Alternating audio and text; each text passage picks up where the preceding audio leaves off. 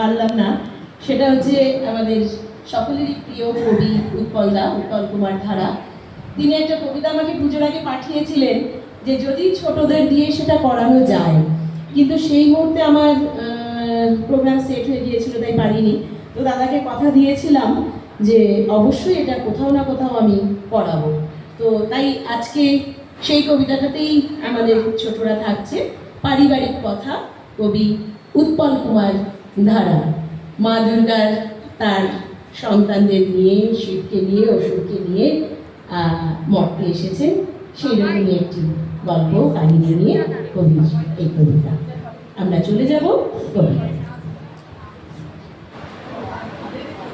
দিদি বলছি, শোনো পুত্র কন্যে, হও প্রস্তুত তাড়াতাড়ি। এবার পুজোয় সবাই যাব ফের তোমাদের মামার বাড়ি। বেশ, তোমাদের মামার বাড়ির দেশের মানুষ মজায় আছে। বিনি পয়সায় রেশন এখন পৌঁছিয়ে যায় তাদের কাছে। মা গো, তোমার কোলেই বসে মামার বাড়ি যেতেই পারি। পৌঁছে সেটা খাবো কিন্তু চপ, কাটলেট, মাটন কারি। ঘুরবো পুজোয় আনন্দতে, মাখবো আমি ঠিক সারা রাত। বিনি পয়সার ওই রেশনে মোটা চালে খাবোই না ভাত। এতটুকুন ধার ধারি না, মোটেই আমি পেটের খিদে পাই যদি ঠিক দেখা আমি ফেসবুকের সব বান্ধবীদের। কাজ ভর্তি টাকা নিয়ে ঘুরবো আমি তাদের সাথে। পেলেই খিদে কলকাতাতে ঢুকবো হোটেল রেস্তোরাঁতে। মর্তধামে পৌঁছে প্রথম ধরবো টাকা লুঠে রাতে। ঘাড় ধরে সব মর্ত থেকে বিদায়ে আমি করব তাদের। কোমর সেটে চুলের মুঠি ধরবো তাদের, মারবো ঝাঁটা। করলো রে লুট যে চোরেরা আমার টাকার ভান্ডারটা।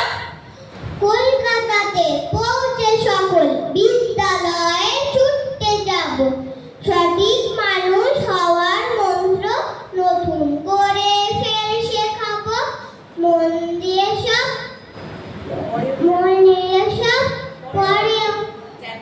পরেও জানি। জ্ঞান বাড়ানোর সব কটি বই। বুদ্ধিজীবী হচ্ছে বটে মানুষ, তারা হচ্ছে টাকই। যাই যদি মা কলকাতাতে এই বছরে পুজোয় আবার। সেখায় আমার বন্ধু অনেক, তাদের ছেড়ে আসবো না আর। তাদের সঙ্গে থাকবো মজায়, কৈলাসে আর ফিরবো না মা। করিস না রাগ, তোর চিপাতর তিস করে মা আমায় ক্ষমা। দুর্গা তোমায় বলছি শোনো, কলকাতাতে সাবধানে যাও।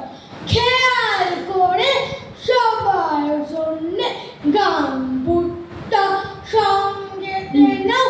কলকাতাতে এখন যাও, রাস্তাঘাটের অবস্থাটা খানাখন্দে ভর্তি যায় না।